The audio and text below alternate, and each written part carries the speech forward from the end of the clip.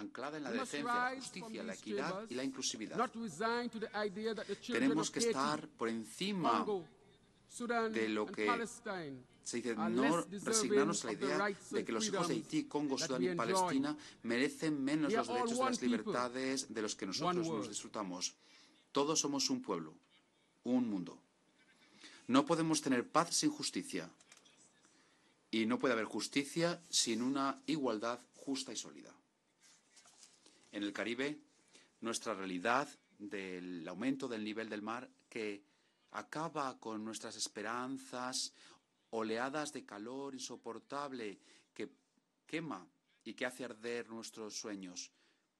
Oramos por las lluvias y recibimos inundaciones que acaban con nuestros hogares, cuando las armas que llegan a nuestras comunidades haciendo que los niños mueran y que las madres los pierdan. Necesitamos luchar por acción y tenemos que vernos conmovidos sin autocomplacencia cuando vemos cómo el sur global muere de hambre mientras que se desperdician alimentos en el resto del mundo.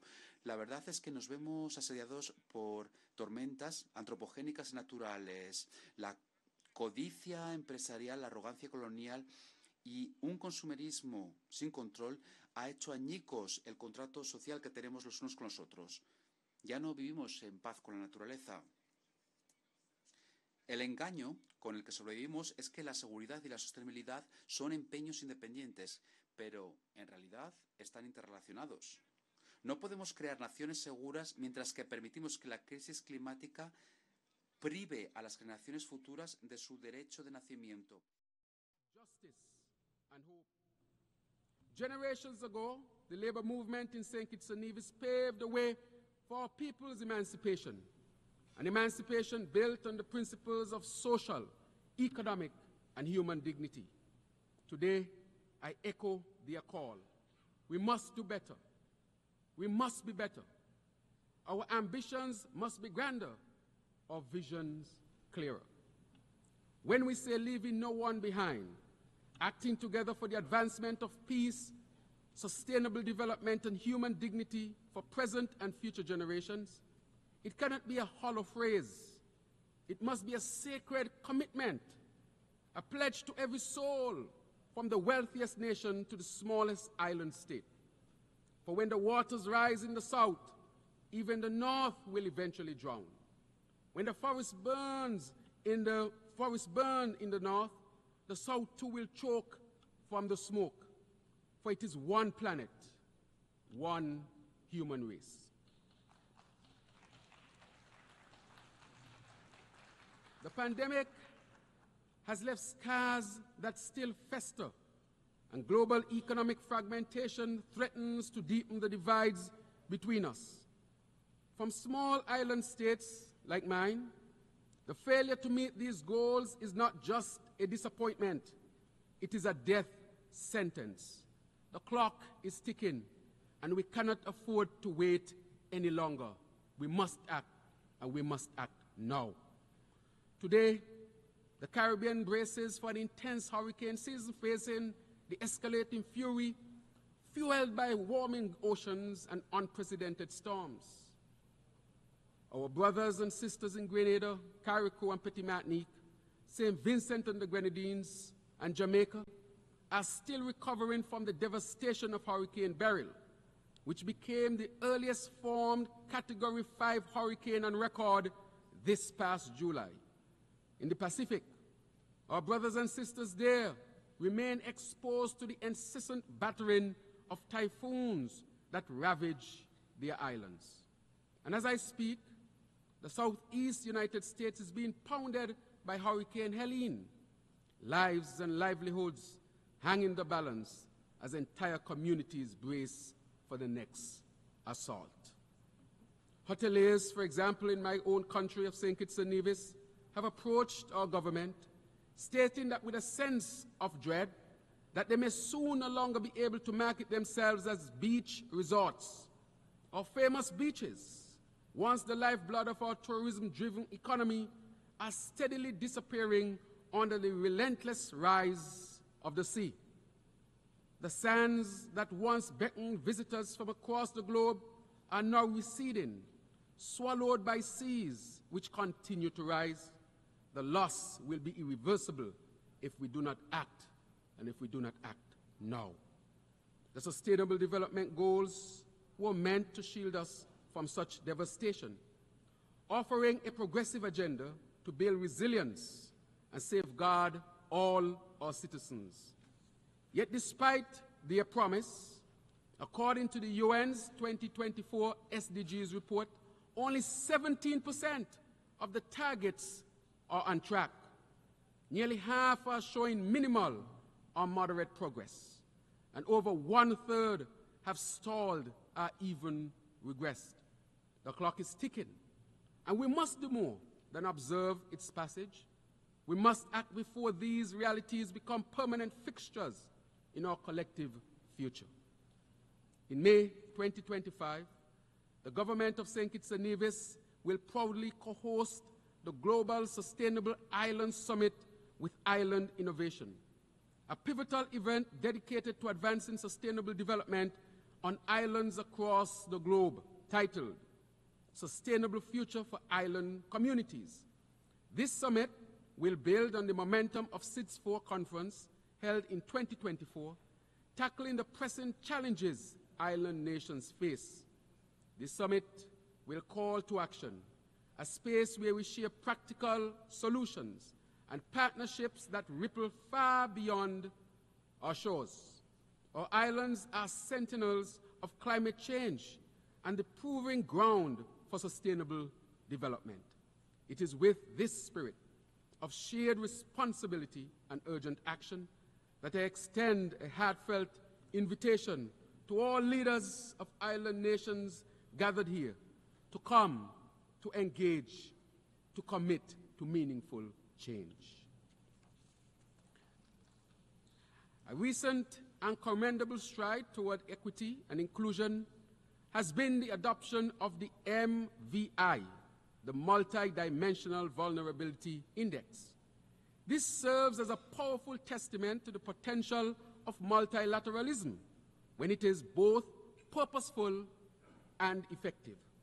St. Kitts and Nevis stands with the Caribbean community and the Alliance of Small Island States in welcoming Resolution 78/322, while urging this esteemed body to rally the necessary political will and resources to drive its implementation across international financial institutions and multilateral development banks. For us small island developing states, the MVI is not just another metric. It is a lifeline, offering a means to cushion the relentless blows of climatic and economic crises that disproportionately affect us.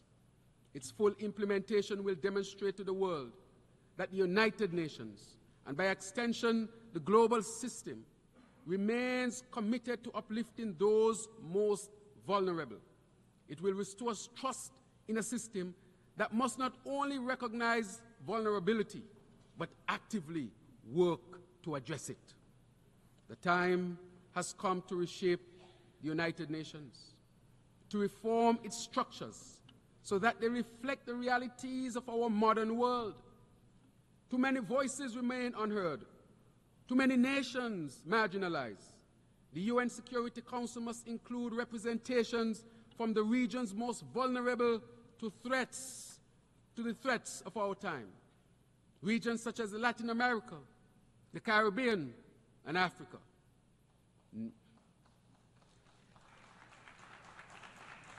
Nowhere is this change more urgently needed than in the international financial architecture.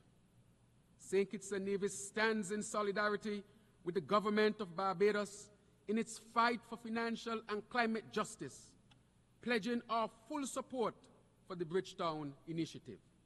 This bold framework demands a reformation of the global finance, making it more responsive to the unique vulnerabilities of small island developing states like mine.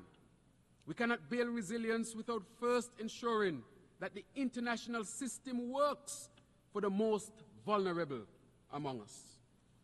In the Caribbean, we continue to call for and guard our zone of peace.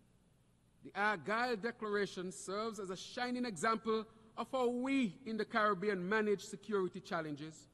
We go back to basics. We talk to each other. Specifically, the Declaration has been instrumental in facilitating dialogue between Venezuela and Guyana, demonstrating that even the most complex disputes can be navigated through peaceful means. This model of engagement, one of dialogue and cooperation, is the very essence upon which this institution was founded. The international community would do well to follow this approach and inject new life into our diplomacy. And to this end, I reiterate CARICOM's call for an unconditional ceasefire in Gaza to put an end to the suffering. The only pathway to peace and to secure fundamental human rights and dignity is through the two-state solution, and St. Kitts and Nevis stand in full support.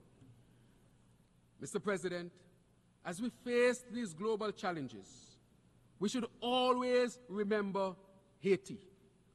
I want to reiterate that again, Mr. President, that we should always remember Haiti.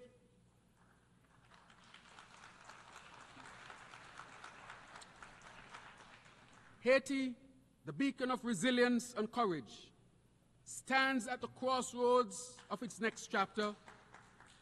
St. Kitts and Nevis, alongside the Caribbean community, firmly supports the work of the National Transitional Council as it strives to create an environment conducive to a multi-stakeholder political solution.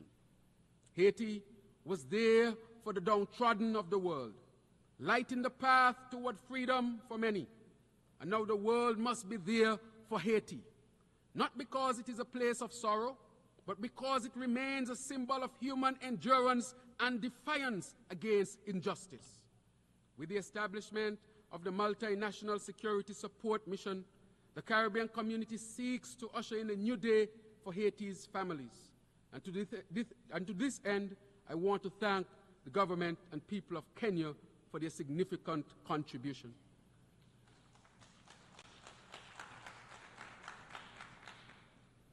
And of course, we want to usher in a new day for Haiti's families, a day where schools become places of learning, hospitals are places of healing, and markets are not arsenals for gangs, but havens for community and prosperity. Haiti's future is not only one of security, but one of sustainability, and we must rally to give it the peace it deserves. Mr. President, year after year, this body sends a strong message to the people of Cuba, a message of hope and a message of support. The embargo that has isolated Cuba for decades is not right, Mr. President, and it continues to be a stain on our collective conscience. St. Kitts and Nevis joins the Caribbean community in calling for an end to this unjust embargo and for Cuba's removal from the State Department's list of state sponsors of terrorism. Cuba has long been a friend to the Caribbean, its doctors, educators exemplifying true philanthropy. And I might state here, Mr. President, that I'm a graduate of the Cuban educational system.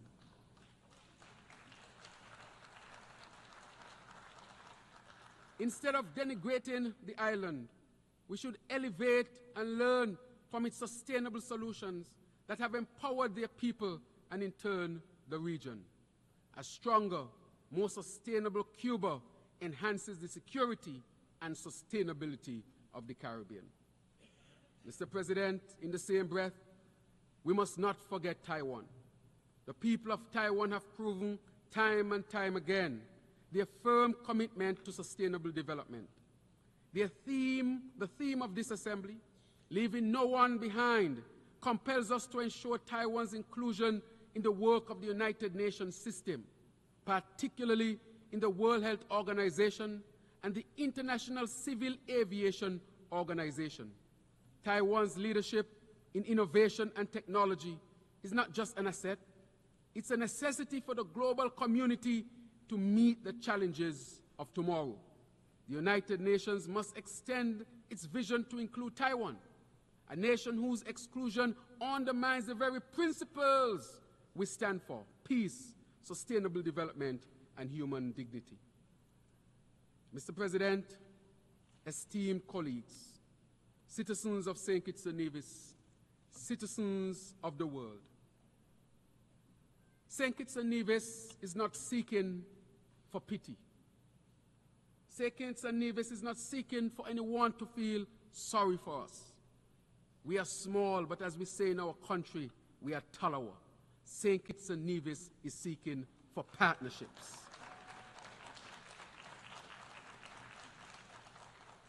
We are on a transformative journey to become a sustainable island state, guided by 7 pillars, which are water security, energy transition, food security, sustainable industry, sustainable settlements, circular economy, and social protection. We are taking bold and tangible actions by building renewable energy desalination plants for reliable 24/7 water supply, aggressively advancing geothermal energy on our sister isle of Nevis with the goal of a unified sustainable energy grid for both islands, St. Kitts and Nevis, and extending it to the rest of the Caribbean. Constructing our first modern climate-smart hospital. Building climate-smart, affordable housing solutions, ensuring that our people have safe, sustainable places to live and to call home. Finalizing one of the Caribbean's largest solar plus storage projects. We are on track, Mr. President, to meet CARICOM's 25 by 25 agenda, reducing our food imports and bolstering local food production. We created, for example, a children's medical fund to ensure that disadvantaged families can access vital medical care for their children. And may I state, Mr. President, that as a result of this policy, St. Kitts and Nevis recorded no death of any child between the ages of 1 to 4 in 2023. We continue, therefore, to advance our education beyond our universal compulsory system, promoting lifelong learning as key to national development. All of these and more we are pursuing, Mr. President, demonstrating to the world that we don't just complain. We don't want to be a part of just problems. We want to be a part of the solutions. And that is why we will continue to seek partnerships, Mr. President. My friends, we stand at the crossroads. We can no longer afford the luxury of inaction. We must meet the moment with the courage it demands. We must reject business as usual and embrace a new path forward, one that values people over profit, one that prioritizes the planet over power. As we gather in this assembly, let us remember, we are all stewards of this fragile world. The rising tides do not respect borders, and the fires of conflict burn without discrimination. For St. Kitts and Nevis, for the Caribbean, for every small island nation whose future hangs in the balance, I ask you to stand with us. Let our voices rise like the oceans that surround us, powerful and unyielding, calling for a future where peace is not just the absence of war, but the presence of justice, of sustainability, of hope.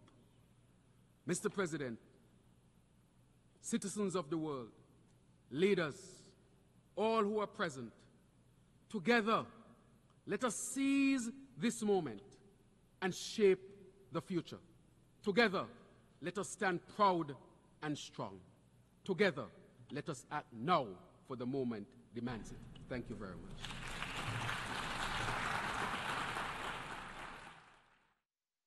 To Terrance Michael Drew, Prime Minister of St. Kitts and Nevis, while he was addressing the United Nations General Assembly. In his remarks, the leader assured that the moment to face the climate changes now, as it is demanded by the small island nations in the country. In his final remarks, the leader urged to stop for the unilateral sanctions imposed on several nations like Cuba, Venezuela, and Nicaragua, and he also demanded a ceasefire in Palestine. This is all for the moment. Stay tuned with From the South.